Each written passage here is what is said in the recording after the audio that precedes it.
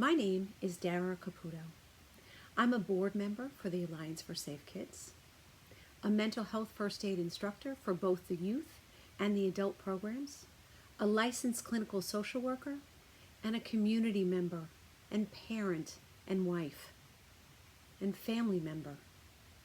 And I find that it's really important when we think about mental health awareness to talk about little things that we can do every day to help people feel better in life, feel more connected, hopefully function better, and feel like they are more productive in their day-to-day livings. I want to start with something kind of radical, accepting. It's called radical acceptance. Every day we do the best that we can with the skills and the situations that we have in front of us.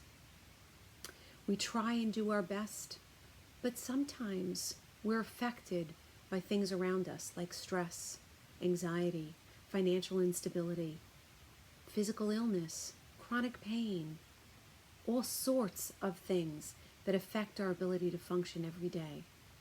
So that day that you're seeing somebody who's maybe struggling, it may be that some of those other things are really affecting them that day more than others.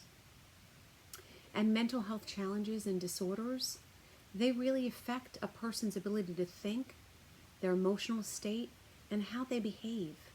It can affect, I like to say, the way that somebody lives, laughs, and loves. It affects all the parts of our lives. And when we're struggling with that, sometimes we need support and help to get through it. About 20% of the population in any given year is struggling with a diagnosable mental health disorder.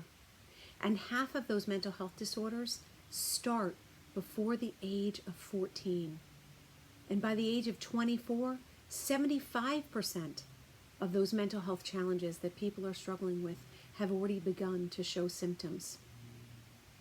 And unfortunately, in any given year, only about 40% of individuals who have a diagnosable disorder seek treatment and get help from a licensed mental health provider. Why? Why don't they go? Well, stigma and misunderstandings are a really big part of that. People are often ashamed to talk about the challenges that they go through, or maybe they're not even realizing the struggles that they're going through have something to do with their mental health because all they're trying to do is survive that day. And sometimes they need people to intervene and help them in ways that are caring and compassionate to help them to get through those struggles that they may have. One of the worst case scenarios could be someone who's contemplating suicide. But it's really important for us as community members and also people that may be struggling with those thoughts to understand that suicide doesn't have to be permanent.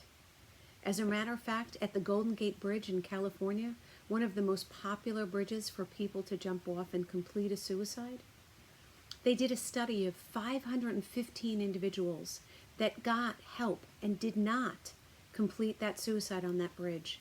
And they found out that only 25 individuals, of those 515 actually completed the survey across 40 years. So that intervention that happened that day was something that changed the course of their lives. So how can you help somebody? How can you help somebody and be that intervention that maybe that day, hopefully not if they're in full crisis like a suicide attempt, but maybe even they're just having a bad day and they're really feeling very struggled and down and isolated, especially with COVID these days. It's very hard to connect with people. We're connecting through social media or through our phones, but there's not that true one-to-one connection.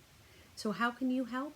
Well, it only takes one person sometimes in someone's life to say something like, "How are you?" and really, really want the answer to that.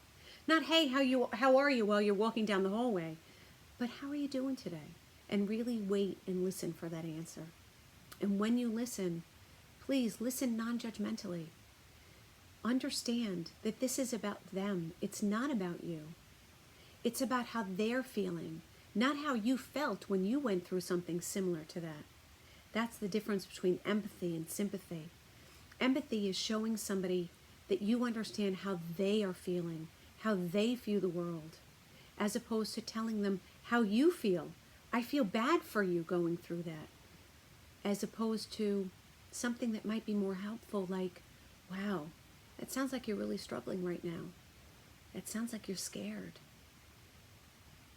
Those are really empathetic statements that can be very beneficial. Understand that even if their view of the world is so negative and you don't agree that that's really what's going on, now isn't the time to disagree with them. Now is the time to show them support. You can acknowledge and accept what they're saying to you without having to agree with them in that moment. Because what you're doing is you're telling them that you hear them. You hear what they're saying. That sounds like you're upset. That sounds like you were hurt. And it's really natural for you to be hurt in that situation or to be upset. There are many people that feel similar ways to you.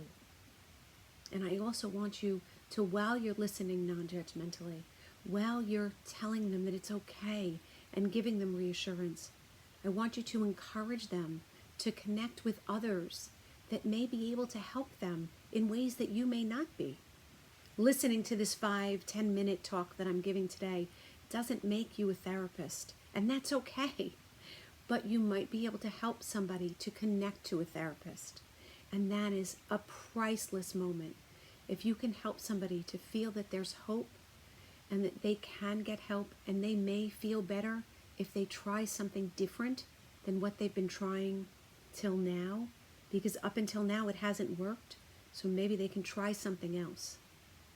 At the Alliance for Safe Kids, on our website, with our board members, with our staff, we're always here to give you those resources to help somebody to connect to those people that might be able to help them in a different way, whether it's a therapist, whether it's self-help, whether it's a clergy person or somebody in the community that may be able to help them, a police officer if they need some safety.